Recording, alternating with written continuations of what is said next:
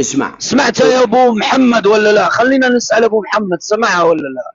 بس بقول لك شغله. ايوه شوف شوف كيف تدرى. شوف ذا انا ادي لكم برمه مع احترامي لاسماعيل.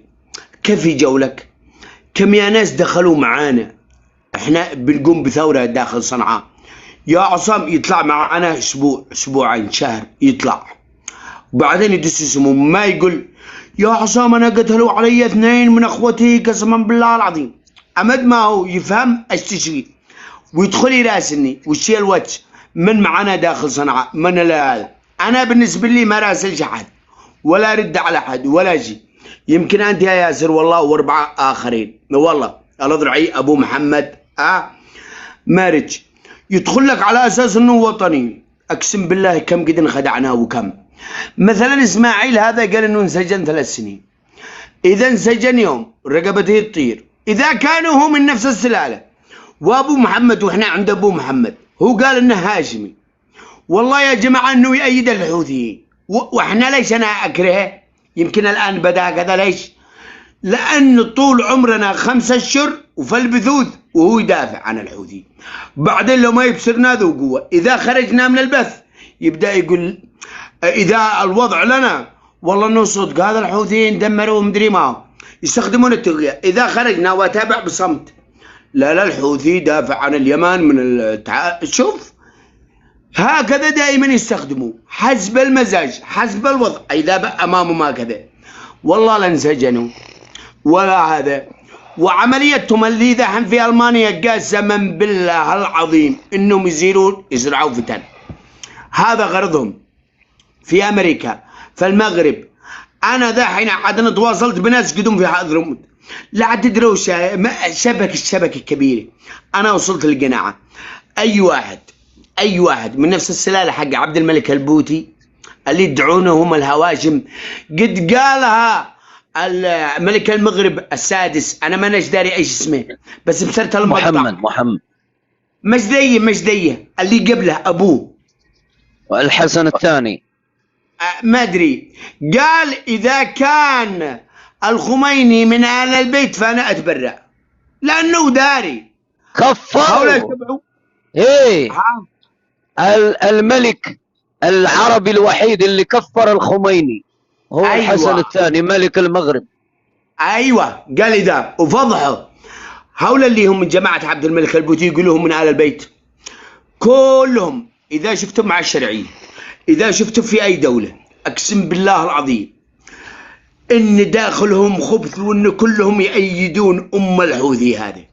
والله مهما عمل لك الوضع احنا قد تعبنا منهم. اسال ابو محمد. الجمهوريه اليمنيه كانت من اول ايام علي عبد الله صالح كنا مرتاحين نتغلغلوا في الشرعيه في الدوله السابقه هم اللي نخعوها. يا اخي يكتلب لك ملاك امد ما يتمكن وتشوف الخبث امام عينك. هذا طه المتوكل. تخيلوا يا جماعه طه المتوكل هذا كان خطيب مسجد مثل اسماعيل خطيب مسجد ايام علي عبد الله صالح. كان يقول ايها الدوله العلبه الزبادي ب20 ريال والمواطن الذي يمتلك 10 ريال من اين له 10 ريال؟ انتم تسرقون. المهم حتى كان يخاطب امام علي عبد الله صالح. لو ما مسكوا الحكم دحين خطابه بيقولوا له تتذكر الزبادي ب1000 يقول اللي ما عجبش يشرب من البحر. الان ماسك وزير الصحه ارتفعين الادويه 700 ضعف ويجوا يشكوا له عنده يسجنهم. المريض يقول له من قال لك تمرض موت. وهكذا يستخدمون التقية عيال الحرام. يعني المريض ما يتعالج يموت. ادخل صنعاء كم بيموتوا في اليوم. الناس يموتوا في الشوارع ذا حين. اقسم بالله العظيم لو انا بين اقول لك شوف الحوثيين لو في مثلا هذا جبل ويشتوا مسكوا ذي الجبل ب100 دهانه شخصين قناصه 3 ومعاهم 100,000 مقاتل يخلوا 100,000 المقاتل هذا يموت منشان هذا، يزجوا بأبناء اليمن هم مش موجودين. من زمان الإمام حقهم جدهم الملعون ذا لولا الثورة حق 62 ايش كان يقولوا الأخوة الإمام يحيى والإمام أحمد؟ عندهم مقولة تقول الحجر من القاع، هذا الحجر من القاع والدم من رأس القبيلي، يعني من المواطن، هم مش خسرانين. يتقاتلوا بيننا البين وهم يتفرجوا علينا.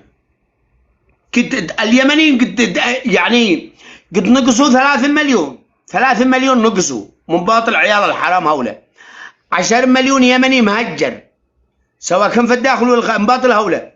ما فيش رحمة، ما فيش، مش يمنيين. احنا نعرف المحتل البريطاني عند محتل جنوب اليمن بنى المدارس، فعل المصافي النفط، الجامعات، المساجد، فعل كل شيء. هذا مش محتل، هذاك المحتل البريطاني يجي هنا بحذيته. هذا مش محتل، هذا ابن 66 ابن حرام، يفجر المساجد، المدارس، الجامعات، يقتل، يسبق. عنده خبث، مش محتل. عندك كراهية تجاه الدين، بس يتلبسوا باسم الدين. لأجل فلسطين والله لا ندفع. هم لو يوصلوا لفلسطين والله لا يفجروا فلسطين، والله فجروا مساجد. اتكلم يا ابو محمد ولا قاعد؟ ابو محمد مش معانا على ما اظن.